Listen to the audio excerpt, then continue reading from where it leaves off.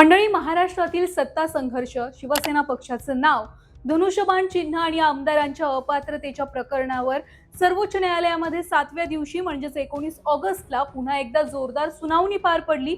विधानसभा अध्यक्षांनी शिंदे गटाच्या आमदारांना अपात्र ठरवण्यास दिलेला नकार आणि केंद्रीय निवडणूक आयोगानं शिंदे गटाला दिलेली पक्षाची मान्यता या दोन्ही निर्णयाविरोधात ठाकरे गटानं दाखल केलेल्या याचिकांवर सरन्यायाधीश सूर्यकांत, न्यायमूर्ती जॉय माल्या बागची आणि न्यायमूर्ती जे.व्ही. मोहना यांच्या खंडपीठासमोर प्रदीर्घ अशी सुनावणी पार पडली. 7व्या दिवशीच्या सुनावणीमध्ये ठाकरे गटाच्या वतीनं ज्येष्ठ वकील कपिल सिब्बल आणि देवदत्त कामत यांनी जोरदार युक्तिवाद केलाय.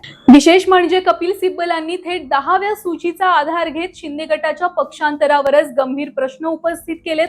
त्यामुळे सुनावणीमध्ये सिब्बलांनी नेमके कोणते मुद्दे मांडले आणि देवदत्त कामत यांनी आमदारांच्या अपात्रतेबाबत न्यायालयासमोर काय भूमिका मांडली, हेच आजच्या व्हिडिओमध्ये सविस्तर जाणून घ्यायचंय. नमस्कार.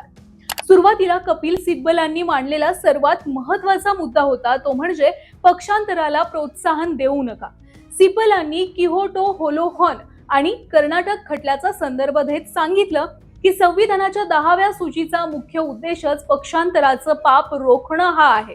जर केवळ विधिमंडळातील आमदारांचं संख्याबळ जास्त आहे म्हणून पक्षांतराला मान्यता दिली गेली तर भविष्यात अशाच प्रकारच्या बंडखोरीला आणि पक्षांतराला प्रोत्साहन मिळेल, असा युक्तिवाद सिब्बलांनी केला. त्यानंतर सिब्बलांनी शिंदे गटाच्या दाव्याची तुलना एका अनधिकृत बांधकामाशी केली. सिब्बलांच्या म्हणण्यानुसार शिंदे गटानं एका बेकायदेशीर कृतीच्या जोरावर स्वतःची वैधता सिद्ध करण्याचा प्रयत्न केलाय.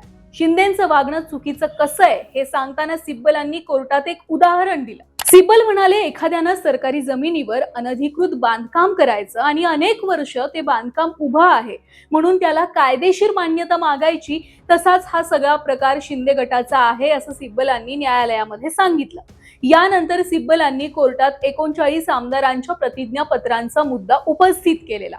बघा, विधानसभा अध्यक्षांसमोर शिंदे गटाच्या 39 आमदारांनी सुरुवातीला 2018ची ठाकरेंच्या नेतृत्वातली पक्ष घटना जोडलेली. 39 स्वतंत्र उत्तरांमध्ये 39 वेगवेगळ्या वकिलांकडून एकसारखी चूक कशी होते?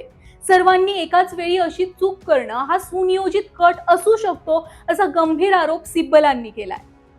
त्यानंतर सिब्बलांनी कोर्टामध्ये 2022 मधील घटनाक्रमाचा सुद्धा दाखला दिलाय. बंडखोर आमदार आधी सुरतला गेले, त्यानंतर गुवाहाटीला गेले आणि अखेर भाजप सोबत जाऊन सरकार स्थापन केलं.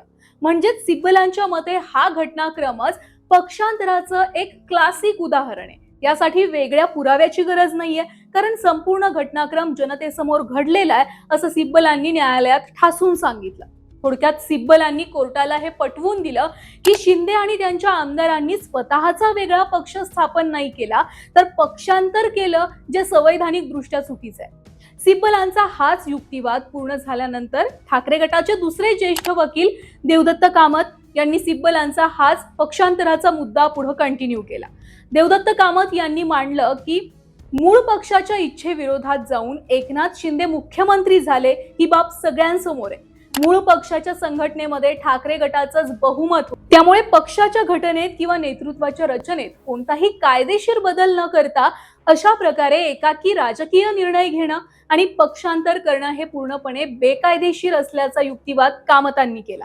थोडक्यात एक लक्षात घ्या, 7व्या दिवशीच्या सुनावणीमध्ये ठाकरे गटाचे वकील कपिल सिब्बल आणि देवदत्त कामत यांनी मुख्य करून एका मुद्द्यावर जास्त भर दिलेला. तो मुद्दा त्यांनी हायलाइट केला आणि तो मुद्दा म्हणजे एकनाथ शिंदेंनी बेकायदेशीरपणे पक्षांतर केलं. शिवसेनेच्या नेतृत्वाला काहीही कल्पना न देता पक्षांतर बंदी कायद्याचं उल्लंघन शिंदेंनी केलं, हेच सिब्बल आणि कामतांनी सांगितलं. आणि या मुद्द्यामुळेच ठाकरेंचं पारडं पुन्हा शिवसेना पक्षाचं नाव आणि चिन्हाच्या लढाईत आता जड झालंय. एकंदरीत पाहायचं झालं तर 7व्या दिवशीच्या सुनावणीमध्ये कपिल सिब्बलांनी 10व्या सूचीपासून 39 आमदारांच्या प्रतिज्ञापत्रापर्यंत आणि अगदी सुरत गुवाहाटीच्या घटनाक्रमापासून ते शिवसेना नाव आणि धनुष्यबाण चिन्हापर्यंत अनेक महत्त्वाचे मुद्दे हे न्यायालयासमोर मांडले. तर देवदत्त कामतांनी आमदारांच्या अपात्रतेचा कायदेशीर पेच हा न्यायालयासमोर ठेवला आहे. आता सर्वोच्च न्यायालय या संपूर्ण प्रकरणात नेमका काय निर्णय देणार, विधानसभा अध्यक्षांचा निर्णय कायम राहणार की बदलणार, आणि शिवसेना पक्षाचे नाव आणि धनुष्यबाण चिन्हाबाबत ठाकरे गटाच्या मागणीवर न्यायालय काय भूमिका घेणार हे पाहणं महत्त्वाचं ठरणार आहे. या प्रकरणाच्या पुढची सुनावणी आता शिंदे गटाचे वकील युक्तिवाद करणार आहेत. या प्रकरणाच्या पुढच्या सुनावणीत आता शिंदे गटाचे वकील युक्तिवाद करणार आहेत. तुम्हाला काय वाटतंय, या प्रकरणामध्ये सर्वोच्च न्यायालयाचा निर्णय ठाकरे गटाच्या बाजूने लागेल की शिंदे गटाच्या बाजूने लागेल? कमेंट बॉक्समध्ये आम्हाला नक्की सांगा.